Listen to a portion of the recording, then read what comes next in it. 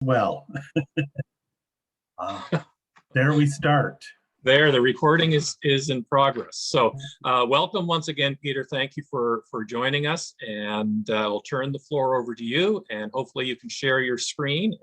And we look forward to hearing what you have to say. Thank you very much, Bruce. And as always, I am thrilled to be able to participate in Queens County Heritage. I don't know. I'm trying to share. So you can see my screen now. I can see it. Slideshow from the beginning. And there you go. So everyone sees the early photographic processes, Queens County Heritage, right? I'm not. Everybody's muted, so I guess I don't have to hear any disturbing answers. I can see it, so I expect everybody else can too. All right, great. So I thought what I would do is sort of look at early photography in the province and give an overview of a number of the different techniques and some of the interesting aspects of photography, how it was used, and some of the uses that we put to it today. So I'm hoping to, I think Bruce said I had about half an hour, so we'll see if I can live up to that expectation. And so usually where I start is before photography. So if you're going to talk about photography, you talk about what happened before 1839. Which is when photography really first was presented to the world, invented, some say. There are various opinions on that, and there have been some very early experiments with photography going back to the 1100s, actually. But generally, modern photography began in 1839. Before that, people were used to having artists around doing work, documenting the landscape, documenting events, and documenting people. And in New Brunswick, one of the most common ways that we see that occurring, especially before the 1830s, is in portraiture. And so for many people, imagery of this type was how you would have your portrait done. And once photography was invented, it's really one of its very early and strong purposes was portraiture. This is a pair of portraits, pendant pieces of Margaret Lester Peters and James Peters. They were painted sometime before 1820 because James Peters died in 1820, of course. I happen to think that this may be a posthumous portrait of him, something that was done soon after he died, perhaps. And I say that partly because the portrait of Margaret Lester Peters is painted much better. Now, there could be a couple of reasons for that. One is some artists have more of an affinity with one person than they do with another. So he may really have enjoyed Margaret Lester Peters' company and so therefore painted a better portrait of her. But the other thing that's really interesting about this pair is that she is dressed in full mourning. So when this was painted, someone had recently died in the family. So I'm putting two and two together and arriving at a conclusion. The other thing that's interesting, just a little art historical background on this, these are, the pair are known as pendants. They follow some very common artistic practices, which is that the portrait of the woman is on the left, the sinister side, the emotional side, and the man's portrait is on the right, the rational side. So that was a convention in early portrait photography. It's always interesting to see when we get pairs of portraits, who's on the right and who's on the left. So something you can think about when you're looking at pairs of portraits. Just like we had a question, Peter, about how large are these? Sorry, yes. These are portrait miniatures. And so the paintings themselves are 7 centimeters high by 5.6 centimeters wide. So it's about 3.5 inches by a little over 2 inches for the portraits. They're painted, they're watercolor painted on ivory, sheets of ivory. This is what many people, or rather few people, could afford in the 19th century. Very, very few people could afford to have their portrait painted, either a full life-size or a portrait miniature. So that all changed very rapidly after 1839. And what we get in 1839 is the development of the daguerreotype. And for those of you who don't know what a daguerreotype is, it is an actual photograph. The imagery is usually reversed. They called it the mirror. And it is a copper plate, a flattened piece of copper that has been covered, electroplated with silver. There is an emulsion that is put on the surface of that. It is exposed to light, and then it is developed using the vapor of mercury. And that is what develops the image on the plate. And so this is a member of the Gove, Tilly, Fairweather, or Peters family. She's not identified. She's beautiful. This is one of my favorite daguerreotypes in the museum collection. It's again very small. It's 6 centimeters high by 5.3 centimeters wide, roughly the same size as the portrait miniature. It's enclosed in a small case. It's intended to be something that is very special and very intimate. And in fact, the early daguerreotypes were just as expensive or even more expensive than having a portrait miniature painted. The prices were about the same. So photography arrived in New Brunswick in November 1841. It is one of the first places in Canada, and it arrived in St. John by William Valentine, who was a portrait artist, painting both miniatures and full-size portraits. He had gone to Boston, where he had learned this new technique, and on his way back to Halifax, he stopped in St. John and started taking daguerreotype likenesses.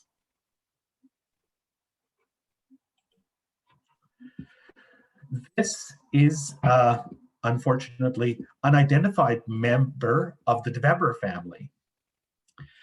It again is a daguerreotype dating sometime between 1845 and 1850. And this is in how we see a lot of the early photographic processes. They are enclosed in a case. So this is, the photograph is on one side in part of a little case that has a hinge, and the tops, this other side folds over, and it becomes almost like a little booklet. This one is a little unusual because the photographer put the portrait in, probably it was the photographer, put the portrait in upside down, because the opposite side, which is a velvet covered surface, that is a stamped velvet, it's a vase of flowers that's actually upside down.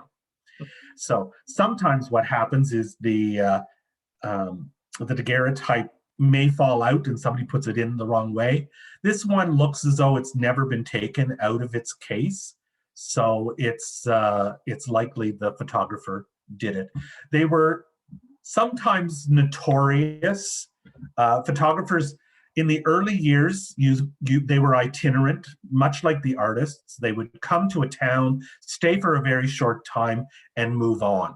Oftentimes, they didn't have the best equipment. They sometimes were arrested for drunkenness.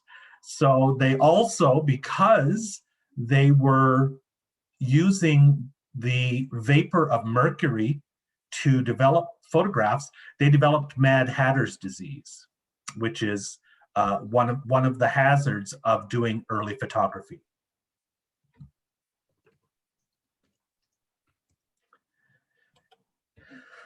So this is one of the very early photographs taken in New Brunswick. This is Jane Harble Drake. This is very, very early in the 1840s. So William Valentine came to St. John. He stayed a few months, moved on to Halifax, and then almost continuously until the 1850s, there was one or two photographers that would pass through the city. And to drum up business, they would advertise in the newspaper. So we know that certainly photography was happening at the time. We know that this is an early photograph for a couple of reasons. One is the clothing that she's wearing. We can often date the clothing based on, the daguerreotypes based on the clothing. But also this is in a very, very simple mat, that brass mat around the image. You can see it's quite plain. It just has a pebbled surface. It's what we call clipped corners, so it's an octagon. But that's a very early format for the presentation of daguerreotypes. As we go on in the decade, the mats and the format of the presentation becomes a little bit more elaborate. And this is Olivia Morgan Smith, and she is probably in mourning. Again, she's wearing completely dressed in black. And I think in this case, if we look at when we look at the daguerreotype under a magnification, we can see that she's actually wearing a crepe dress, a black crepe dress, which means that she's in deep mourning. And her husband died in January 1854, so I suspect that this was taken right around that time. The death of a family member often prompted people to have their portrait taken because they didn't have an example of an image of the loved one that they lost, and so they ordered one up for their loved ones to remember them by. Here's somebody that might look familiar. This is Samuel Leonard Tilley, of course. This is a piece that we acquired in 2008, just out of the blue. Someone contacted us from Ontario, had this piece, and was wondering whether we were interested. So we could hardly contain our excitement, of course. And but this one is quite lovely because it shows how ornate the mats could become. This one is highly embossed, extravagant roses around the mat, the little outer brass mat around the image as well is embossed. Then it's inside the velvet case, and the case edging has a gilt pattern all around it as well. So these became really very, very precious objects. So the thing that's interesting about daguerreotypes, and in this one you can see the edges around the oval are starting to turn black. And that is because the layer of silver on the copper tarnishes if it's exposed to polluted air. So the way that we store these at the museum is that each daguerreotype is wrapped in acid-free tissue, and then it's placed inside a small Ziploc bag, and then it is put inside a sealed plastic container. And that is to prevent stop as much air from getting to the piece as we can.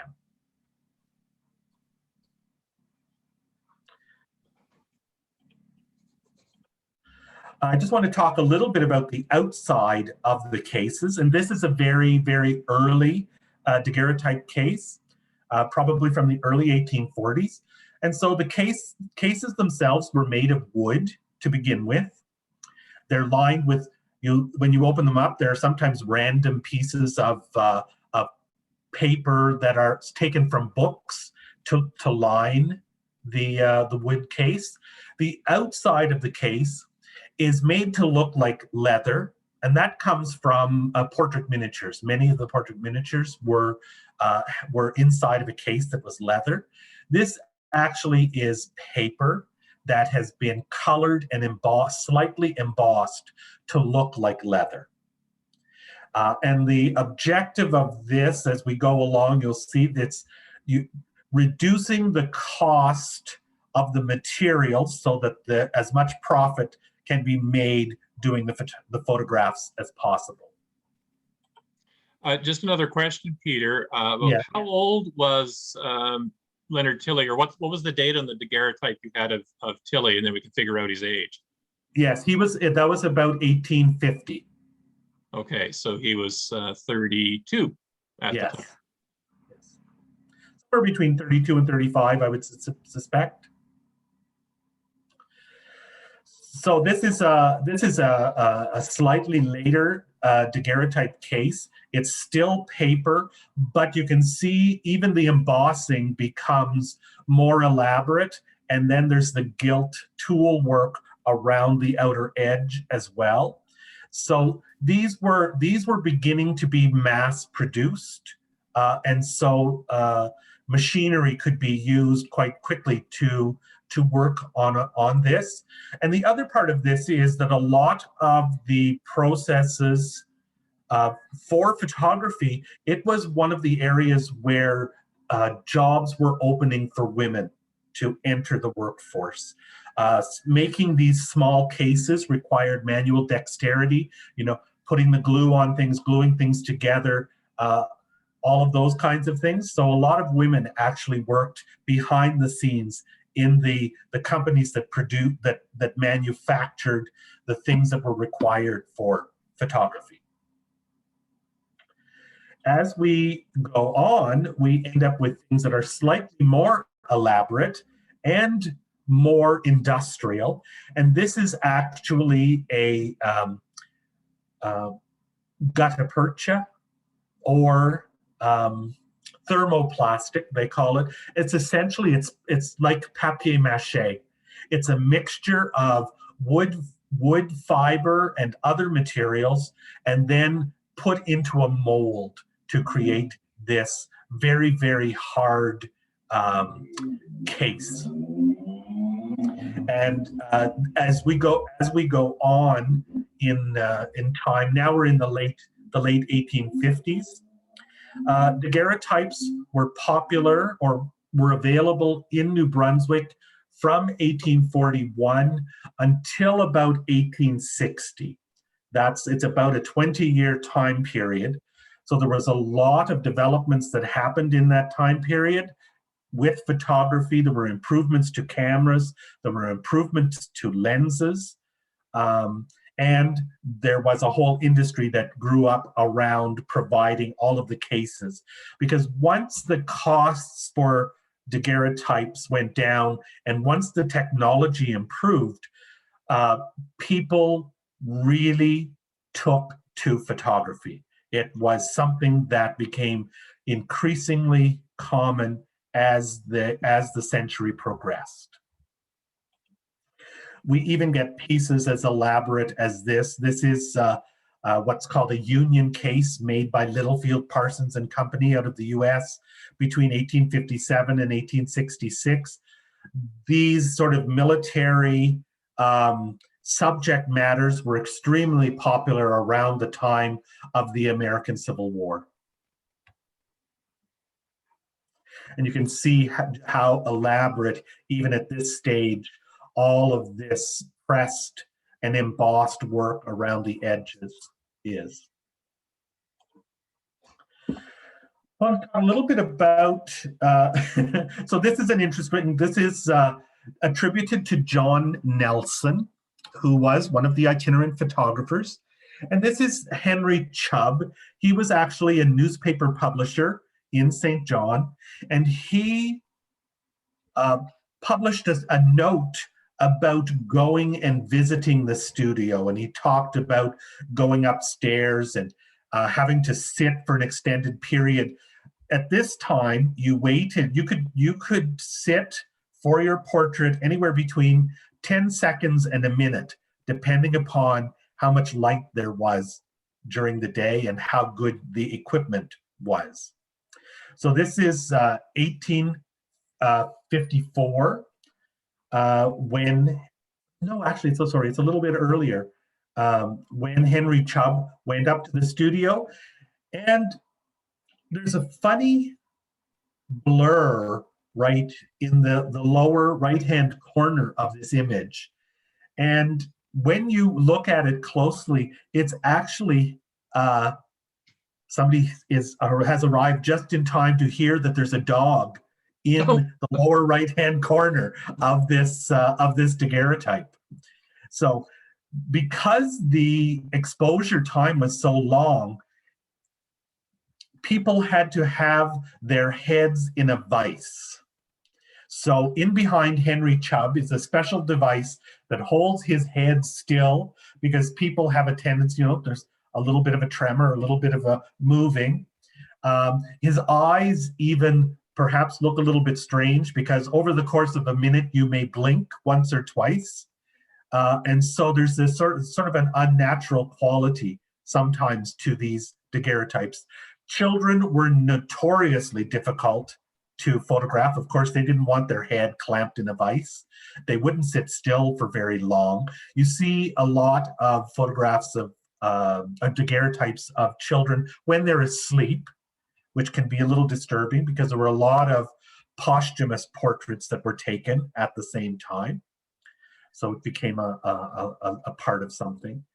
The other thing that's interesting about this is, so here's Henry Chubb again, and this was a portrait that was done by the James Knockman Studio, which was in St. John from 1875 until 1878. So we know it's a very limited time period, and it's sort of one of the things that we always get is, so somebody will call us up and say, I have this portrait of my grandfather and it was done by this artist. So here we have this, all evidence suggests that Henry Chubb is alive in 1875 because he's having his portrait done, when in fact it is an image that is taken off of the 25-year earlier portrait, a daguerreotype portrait. So when we're dating photographs or someone is asking for information, we're always conscious, especially in this time period, of that discrepancy between something that's original and something that's a copy. It's interesting to note that they still kept this arched top in both of these presentations of this portrait.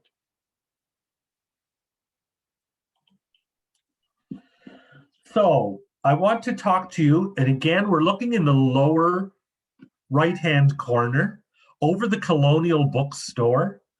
We see a little sign that says Prince of something. It's actually a W for Prince of Wales Ambrotype Saloon. And you can see on the roof of the building the skylight. And so that was the Prince of Wales Ambrotype Saloon, which was, so the next development in terms of photography after the daguerreotype was the ambrotype. And so during the Crimean War, a doctor realized that the gun cotton with ether that they were using as a Band-Aid over major wounds stuck really well. And it stuck to glass. And this had been one of the technical problems that had been holding photography back, because they knew that you could use a cheaper material as the background for the daguerreotype, and the most logical one was glass, but they couldn't find anything. There were all kinds of experiments using egg and trying to get it to stick to the surface of the glass. But it wasn't until the development of the collodion that that the next stage of photography took place, and that is the ambrotype. And so this is in 1860, the Prince of Wales visited New Brunswick. It was hugely popular, and so the Prince of Wales Ambrotype Saloon was invented. This is a close-up detail to show you the saloon over here. Down here, you can see some ghostly figures. There is a what appears to be this little white bit here. That is actually a woman's skirt. And so she's been window shopping. Not much changes in 170 years. So all we capture, she's wearing a light colored skirt, she's wearing a hoop skirt, and because the exposure is so long, it has captured her when she's looking in both windows. And you can also... Oh, you went mute, Peter.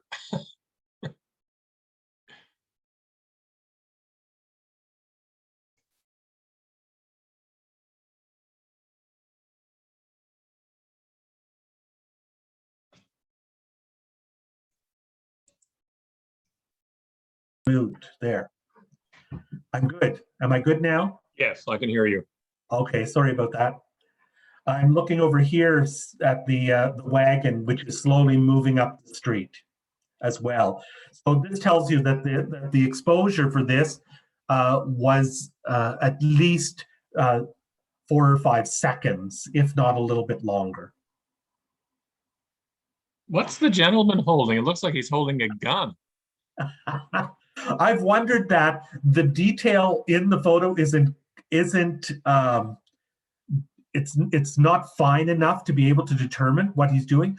I am suspecting that he is actually holding a telescope and looking down to Market Slip to see whether his ship has come in with goods for Borden House. So, but it does look like a gun, doesn't it? So the daguerreotype, or sorry, the ambrotype is again, it's an emulsion that is put on a piece of glass, put into a camera, exposed to light, and taken out and developed. And once it's developed, it actually looks like a negative. But because the emulsion has been put on it, it turns white and gray. To make the image appear, you have to put something dark behind the piece of glass. So the original pieces would use a piece of dark cloth or a piece of dark paper and put it behind the image, and it would suddenly turn into a positive. It was a little bit like magic. It was also unusual because with the daguerreotype, when you looked at a daguerreotype, and if it was a portrait of yourself, you recognized it immediately because it was like literally like looking into a mirror. And one of the complaints that people had about daguerreotypes is often other people didn't recognize the person as easily because the image was reversed. With the ambrotype, you could turn the piece of glass around and the image would then appear to another viewer how the person appeared to you. So that was one of the benefits of the ambrotype. So it reduced the cost immensely because you didn't have to have the silver plates, which were very expensive. You didn't need to carry, well, you still had to carry around a lot of stuff. The glass plates, of course, were heavy, prone to being breaking, but they weren't as dangerous as the fumes from the mercury that was used to develop the daguerreotype. So there was a safety improvement, and there was a cost improvement to the customer. So we see ambrotypes becoming much more common than daguerreotypes, but they existed for a very, very short period of time. The earliest reference that I have to to an ambrotype, is 1857, and by 1865, even 1862, they were superseded by the positive paper print, something that reduced the cost even more, and it was the basis of really most photography until digital cameras. So on the left hand, sorry.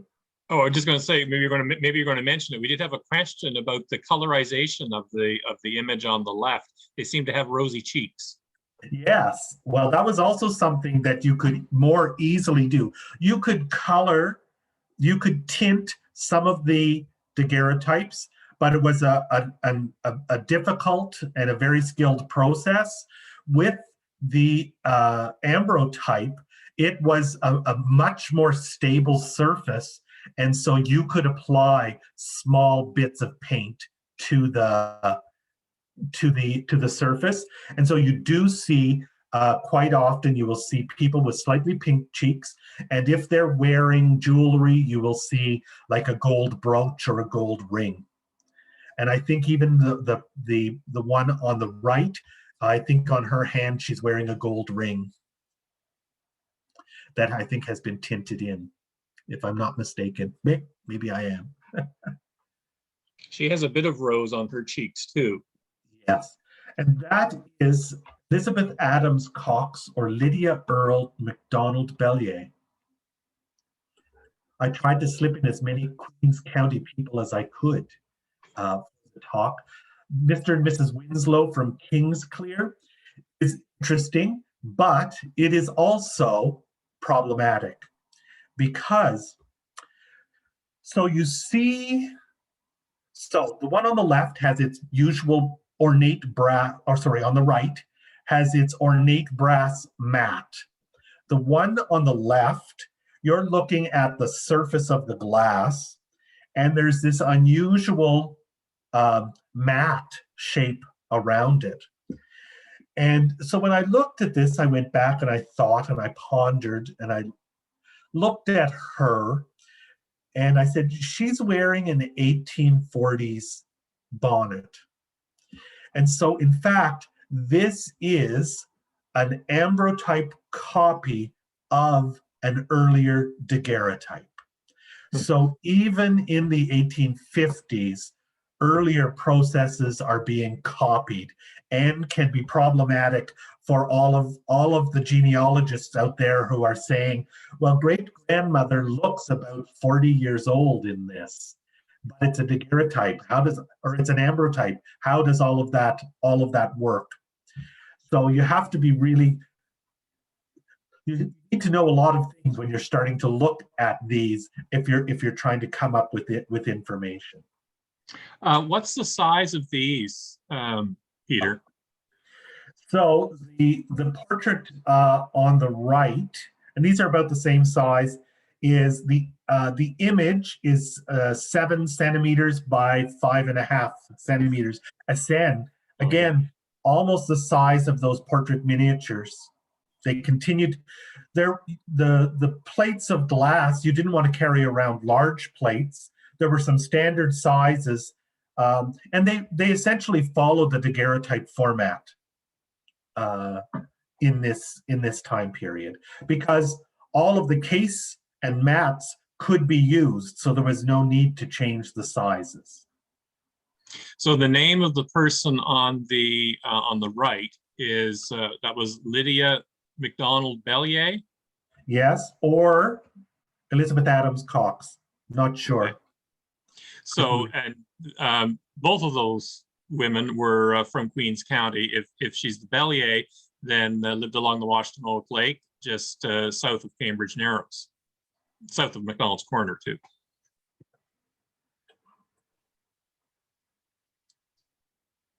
Next.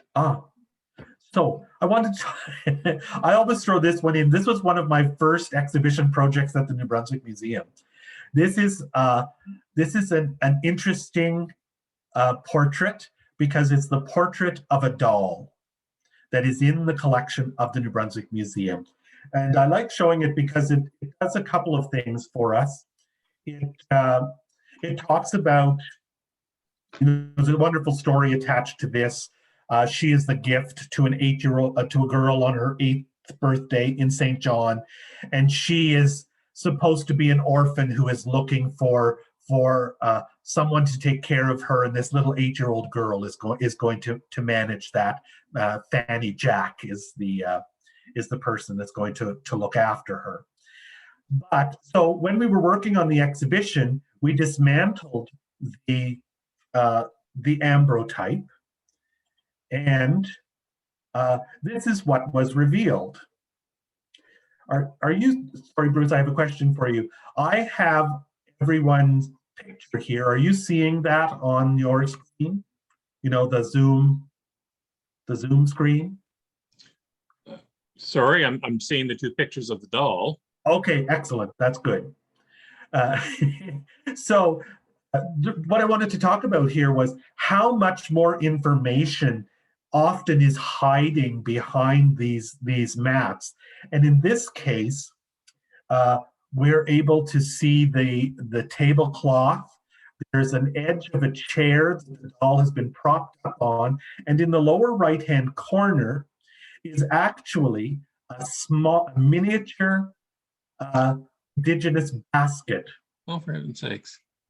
And that basket had been lost for 60 years until we opened up this Ambrotype, identified it, and were able to find the basket in the collection and rejoin it with its history. So, and here is Lady Blanche as she is today. She came out, she was sort of like the Barbie of 1862. She came with a traveling dress. She had a cage crinoline. She had all of her undergarments. She had a ball gown. She had a day dress, multiple hats and shoes. And she was meant to teach a proper Victorian girl how to behave. I wanted to show this slightly unusual piece. This is a panotype. And a panotype is an ambrotype that is done on something other than glass. It can be a piece of leather, it can be a piece of cloth, and in this case, it is actually a piece of oilcloth. This is a portrait of Mary Kate Webster from down in Shediac, and there were a couple of photographers in the area.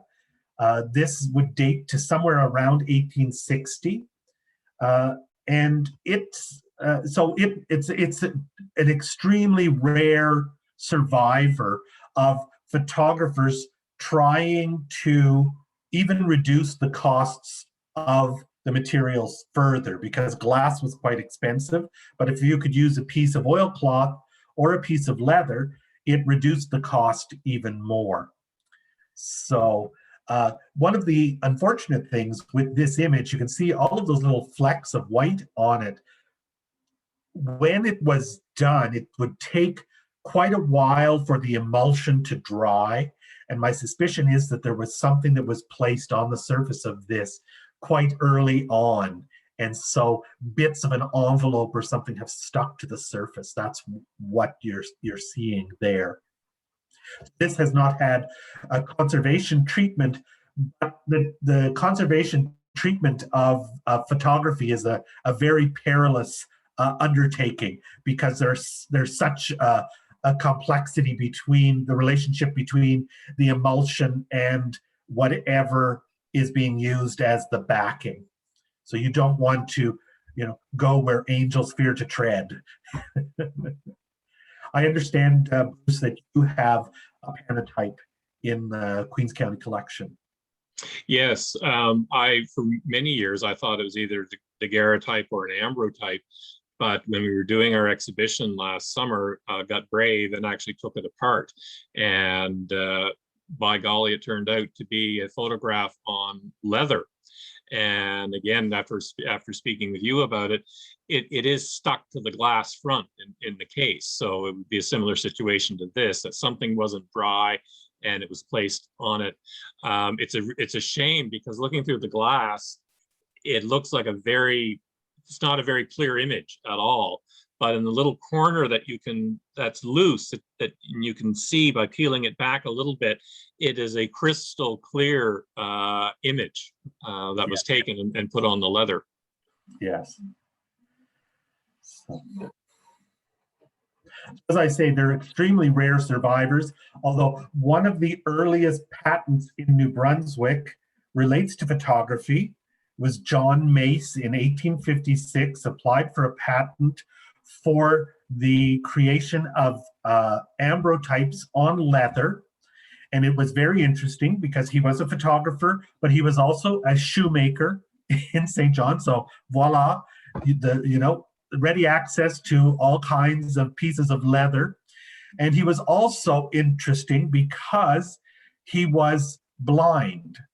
So having a blind photographer shoemaker putting a patent forward is extremely unusual.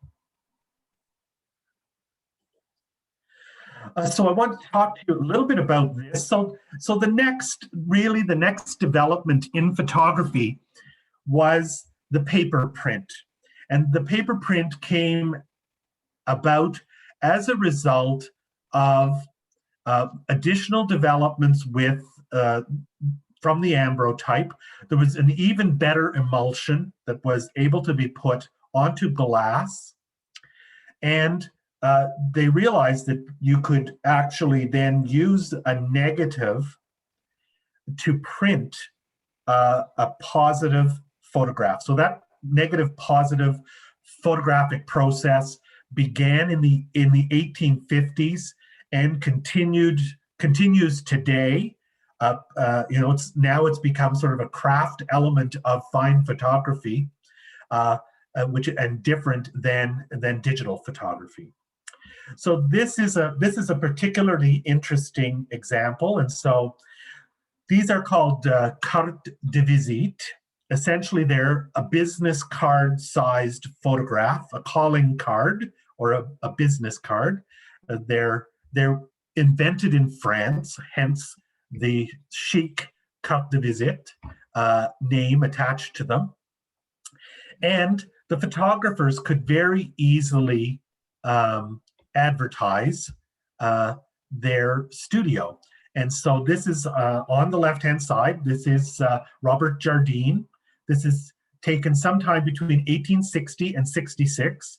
And we base that on the fact that Bowron and Cox were operating at 16 King Street in St. John between 1860 and 66.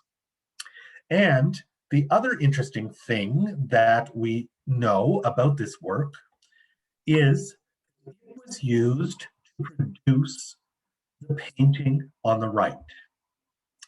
And the painting on the right, in and of itself, is an unusual item. It's Robert Jardine. It's photographically generated onto a metal plate. And the metal plate is about 50 centimeters by 32 centimeters. So it's a little over a foot by, 30 inches? 30 inches by about 14 inches wide. And the painting was actually screwed to a locomotive engine, and it was a decoration on a locomotive engine in New Brunswick, named after Robert Jardine.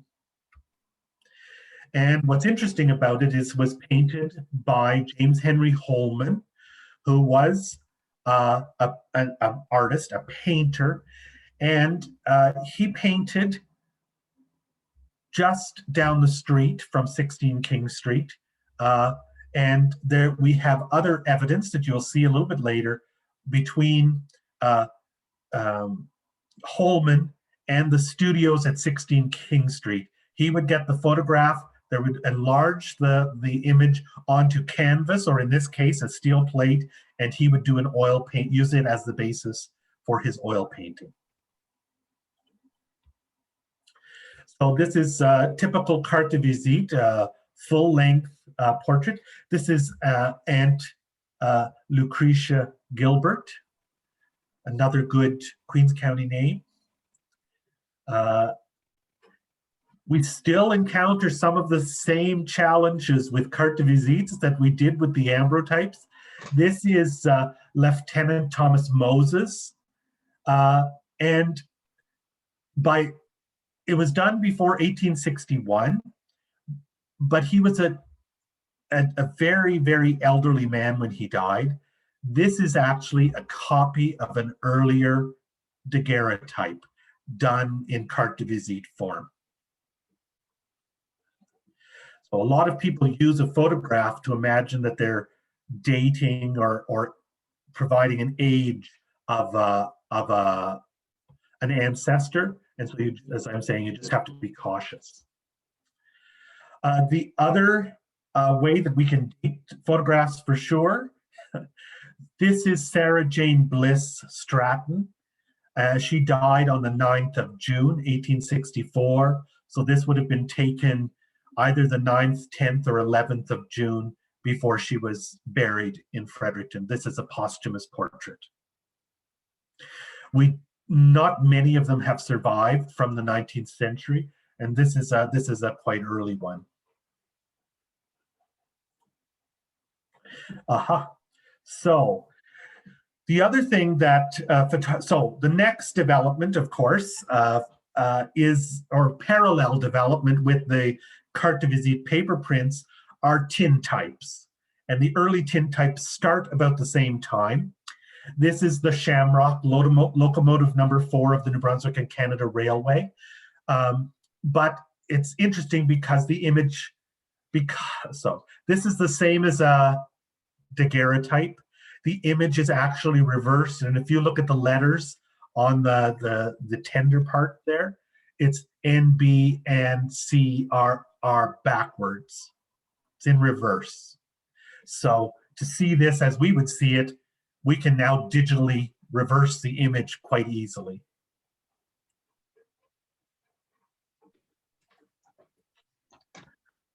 So here are a couple more tintypes. This is Annie E. Johnson, and this is Aunt Lucretia Gilbert, again in another format, both in tintype format. Some tintypes are carte-de-visite sized, and they're mounted in a small carte-de-visite. This is done here in St. John, sometime between 1865 and 68 by T. Barber, who was a photographer working here. We don't know who took the portrait of Lucretia Gilbert, but we may be able to eventually, because we have a few thousand carte-de-visite, and we can identify some of the photographers by the props that they used in the studios. One day we may be able to figure out a little bit more precisely when that was taken. So sorry, just if you can go back, the little girl on the left, for those on the line, you know the portrait of Harriet Mariah Millage Johnson we have in the parlor of the Tilley House, beautiful oil portrait. This would be her granddaughter, Annie Johnston.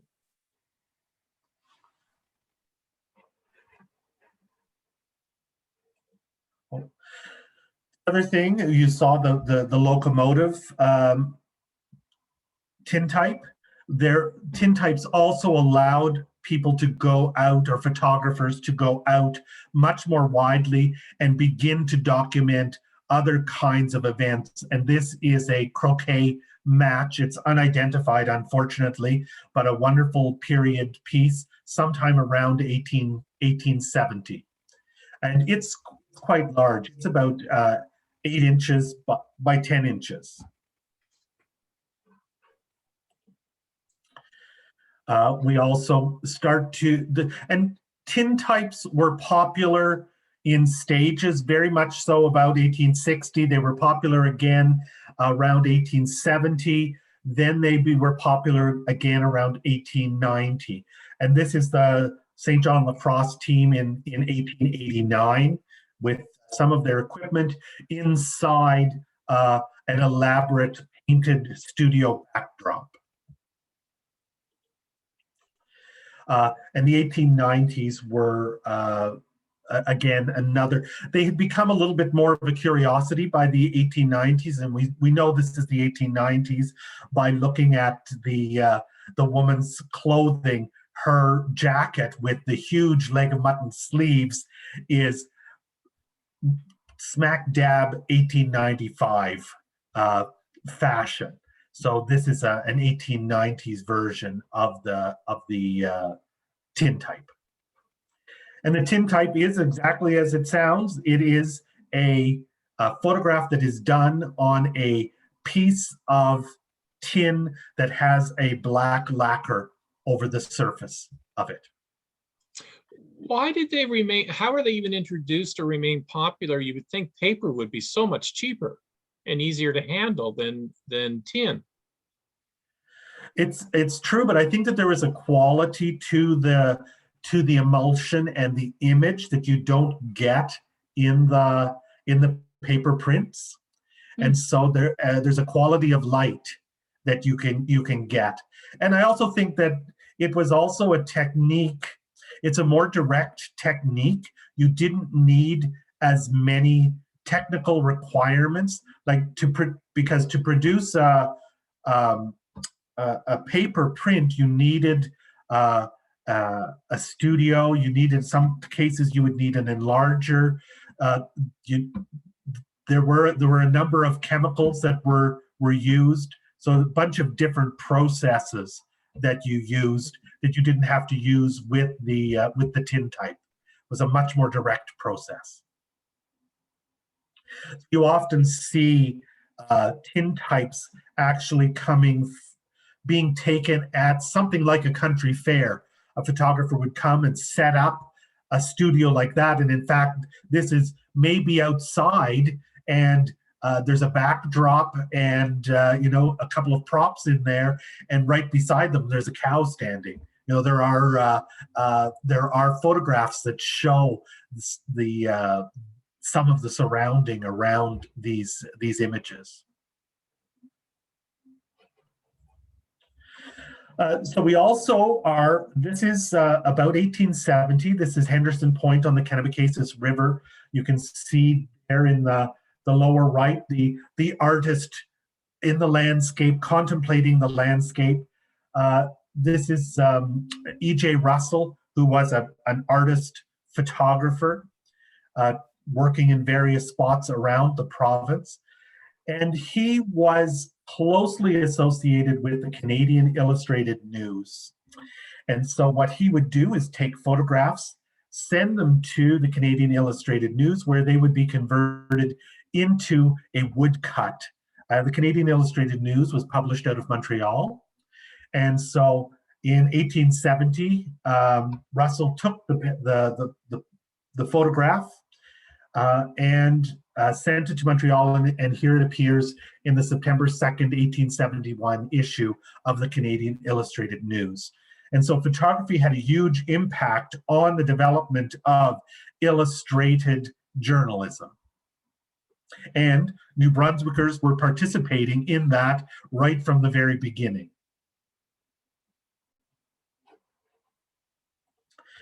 Around the same time, we begin to see the stereograph. This is Wolastoqey encampment at Gagetown, sometime around 1870, by James McClure and Company out of St. John. They would travel up and down the river, documenting towns and villages. And these were used, most people are familiar with the Viewmasters of the 1950s and 60s. It's the same premise. By putting this in a special viewer, you got a three-dimensional perspective of this scene. Here we have unidentified children, a view of the St. John River at Queenstown, sometime between 1875 and 1878. And so, yes?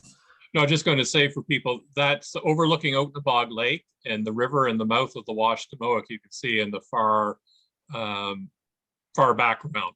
So it's probably about where the little park is in Queenstown, where George Struns had his house. These, most of the photography from the 1850s until the 1890s is what is called an albumen print. So it's a piece of paper onto which a special emulsion has been it's like a coating on the paper, and it's made out of, just as it suggests, albumen. It's egg white that has been infused with silver salts. And that was one of the huge workforce of women were cracking open the eggs, separating them, and coating the paper. And this was millions and millions and millions of sheets of paper were being done. So this was mass production on a huge scale to meet the demand of photography in the 19th century. Whoops. This is another view of, this is Miss Peck Mills. And what I wanted to show you here is also how photography influenced things. This is an etching, part of the etching revival of the 1880s by an American artist, Stephen Parrish, who visited New Brunswick in the early 1880s, would have had access to photography such as this, and turned this into an artist's rendition of Miss Peck Mills. Oops. Oh, so perhaps a place that looks familiar, St. John's Church. Sometime about 1890 to 1900. Again, it is an albumen print. And over time, those albumen prints have a tendency to yellow, which is why we're not getting that sort of clarity of black and white prints that we think. And it's sort of that antique look of photography that we think about when we look at that sepia toned view of the 19th century. So this is a great building portrait, probably by a professional photographer. And really, there were a couple of amateur photographers in the 1870s, 1880s, but it's not really until the 1890s that photography develops something else. I want to talk to you a little bit about being fooled by things again. This is a wonderful photograph of a woman in 1820s clothing. This is Elizabeth Innes. She's quite renowned. She was a Quakeress. She was quite renowned in St. John as a midwife. And she is wearing the clothing of her youth. So this is when she would have been a young woman in the 1820s, and she continues to wear that Empire-style dress with a ruffled collar and a bonnet. We're more familiar with that when we look at, this is an 1818 portrait of Elizabeth Hazen Chipman by Gilbert Stuart that's in the museum's collection. She's wearing a turban style, but with the ruffled collar and the Empire style dress. So even sometimes we're fooled by looking at the photographs thinking that we might be seeing a copy of something else, whereas this is a particular style that's adopted by the woman, by Elizabeth Innes. Here's a dress from that time period to show you how 1820 she is dressed. So one of the things that we do, or that are very helpful for us is knowing, having dated or datable photographs that we can then look at the collections and say, oh, this is a photograph. We know that this was done in the 1840s. We have a dress that's very similar in the collection. So the two help inform each other. And so we're often using photo collections or the clothing collections. This is a wedding dress from 1857. This is a daguerreotype from about that same time period, looking at very, very similar approach to the construction of the dress.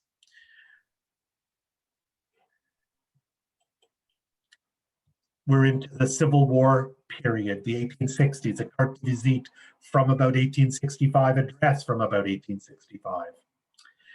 We move on into the 1870s, and we see this a similar thing. We can follow fashion. We can follow it in the photographs. And what's very interesting for us is a lot of these pieces. This is a trousseau dress from 1876. This is a James Notman photograph from about 1875, 1876. It tells us how closely people were following current fashion trends locally. Oh, yes, the wonderful early 1880s with the huge bustle. This is a dress from around Perth Andover in the early 1880s, with an Isaac Erb photo from about 1885. 1890s. This is a wedding reception gown with a huge leg of mutton style sleeve. I wanted to get to this one. This dress from the trousseau of Nina Kathleen Bellier, who married Orland Henry Warwick in 1909 in Gagetown. This is her going away dress. This is a photograph from the same time period of a woman wearing a similar dress from the Louise Manny collection. I want to talk about the different formats and the advertising that photographers did on their work. There are cabinet cards, there are imperial size cards, the different colors and the different approaches to the way the studio sign, this James Notman or C.A. Conlon in St. John. Here we have a couple from one from St. Stephen Edwards with that cut edge. So all of these, there was a huge business. You could order 1,000 cabinet-sized cards to put the photographs that you printed on. I want to talk about a couple of other sort of rare processes. This is one that was used by many amateurs. This is the cyanotype, or what some people would know as a blueprint. You can still buy little kits of this today, and a lot of people use them for doing sort of silhouette photographs. But people had access to this material, and if you had access to a camera and a negative, you could make your own. This is the thistle and the yacht thistle in Gagetown Creek, sometime around 1900. I want to talk to you about Barbara Walker, Boren and Cox, and James Henry Holman again, and some of the things that we also look at when we are thinking about photography and portraiture in the 19th century. This is a wonderful 1865 portrait of Barbara Walker. And here's James Henry Holman's portrait of her. So he's enlarged it. So because the painted portrait is life size. The Carte-de-Visite is the size of a business card. But he has been very kind to Barbara Walker. You can see she probably has no teeth, but he's given her a little bit more flesh in the face. She has arthritic hands. He's alleviated some of her suffering. And so when we're looking at portraits, even in this time period, when we have the photographs, someone may choose to have their portrait taken photographically, but then be slightly idealized in another format. Oh, also want to talk about our friend Samuel Leonard again. This is so this is an illustration from the Canadian Illustrated News from 1878, from a photograph that was taken by the Notman Studio in Ottawa. And this became the source of another work, which is done by Alexander MacDonald after this portrait by Notman. And it was given, this portrait was given to a family friend by the Tilleys sometime between 1880 and 1895, when Alexander MacDonald was working. And I will stop with this work because this takes us into a new era. And I enclose this, it's not a very good photograph, but it is a significant photograph. This again is the thistle. And you can see that the image itself is circular. And this is, we know that the date, it's been dated the 15th of August, 1897. And in the mid-1890s, a new development took place, and that was the Brownie camera. And so you could buy the camera already loaded with film, take your photographs, send it away, the entire camera away to George Eastman Kodak House. Your photographs would come back to you along with the camera reloaded to do more photographs. And so this was the very, very beginning of snapshot photography.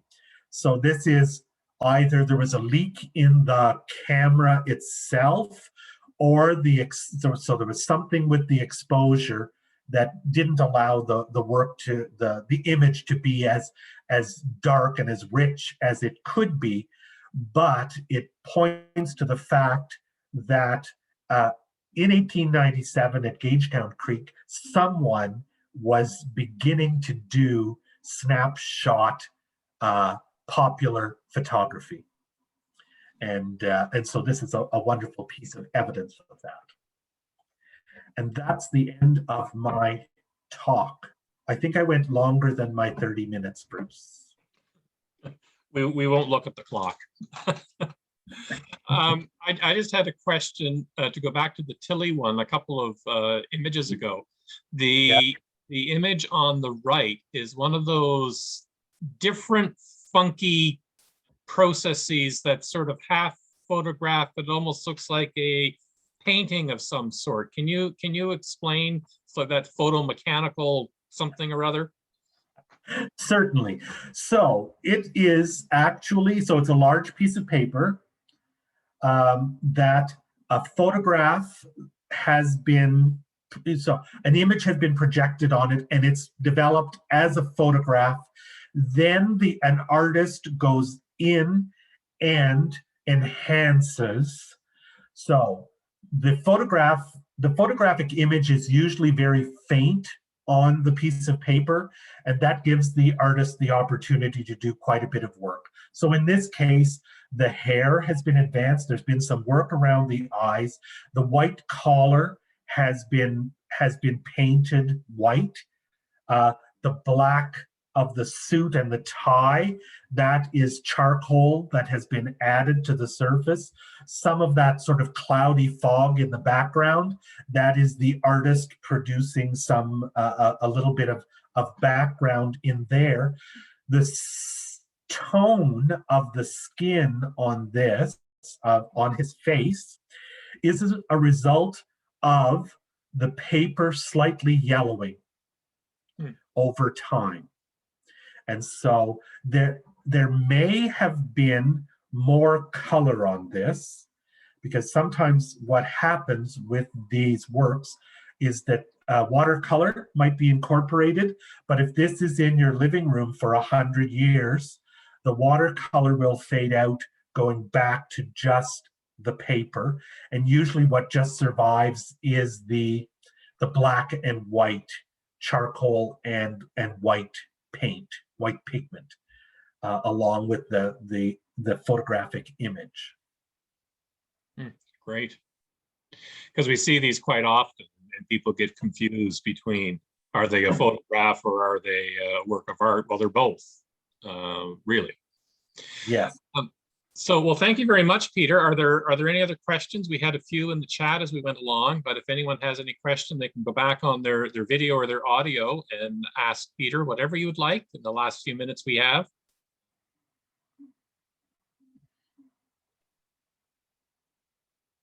Getting lots of thank yous in the chat, Peter.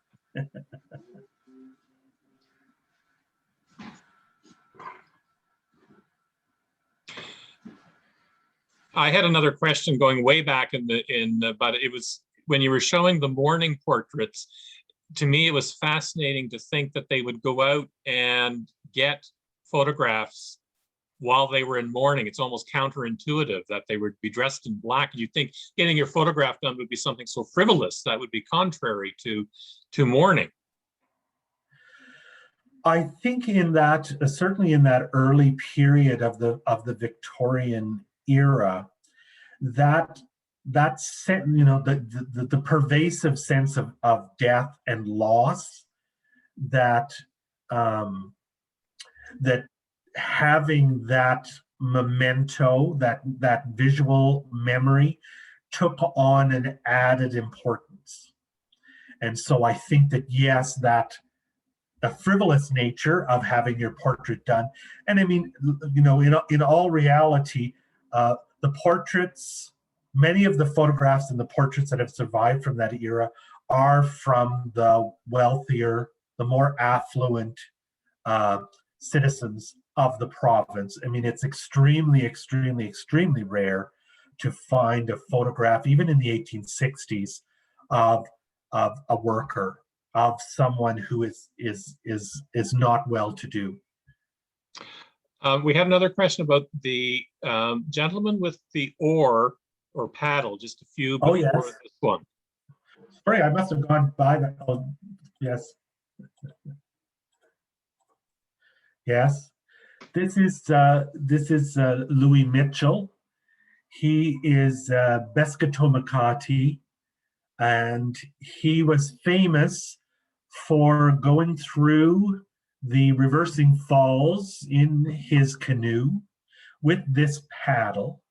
And this paddle is actually in the collection of the New Brunswick Museum in 1898.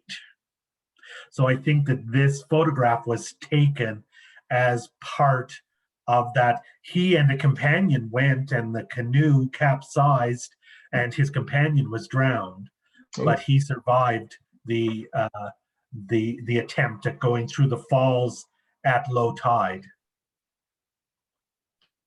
Wow.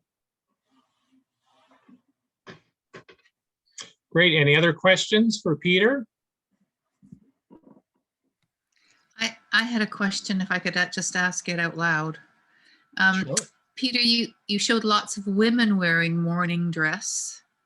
Was there a mourning dress for men as well that is identifiable in that same way? And we certainly hear about it a lot for women, but it just occurred to me, what about men?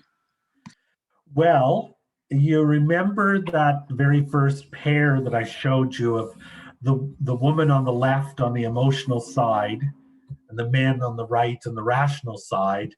In the Victorian era, and even much later, men wore a black armband. That was an indication that they were in mourning. Okay, thank you. But women were meant to express the sorrow and grief of the family. That was an emotion that was publicly permitted. Thank you. And often required, I guess is how I would see it. And Kit's telling us in the chat that her father-in-law's cousin went through the reversing falls at low tide in a canoe. Maybe it's a connection, Kit. No, she was just a very outgoing young woman. I think she was 18 Ah. at the time. Pretty much a daredevil. Oh my gosh. Well, she's a very fortunate experience then. Absolutely. Any other questions for Peter?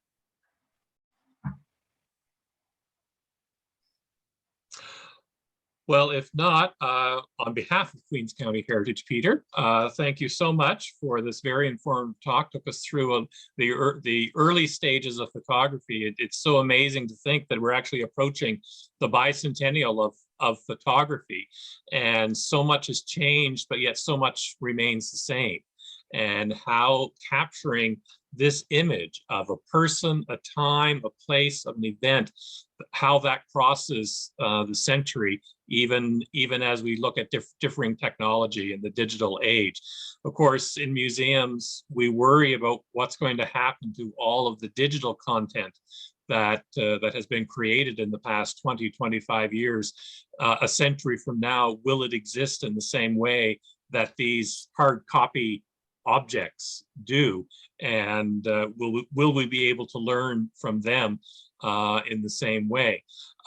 So what you've shown us tonight, as we go forward in time, may be a very unique experience in world history going forward over the years as technology changes. So thank you very much, as always. And if anyone has any follow-up questions, don't hesitate to pop a note.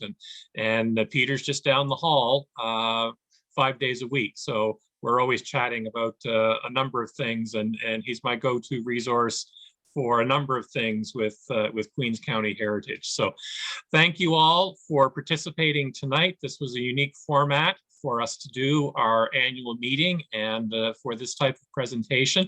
As I said, it was recorded. We will see, we'll review it and see how the results work, and we will get this potentially posted to our social media and potentially to our YouTube channel as well. So thank you all very much. Thank you, Peter. And we will catch you at our next meeting, I'm sure, which will be coming up shortly. So thank you all very much and have a good night. Thanks, everyone. Thank you. Good night. Thank you. Good night. Bye. Take care. Thank you.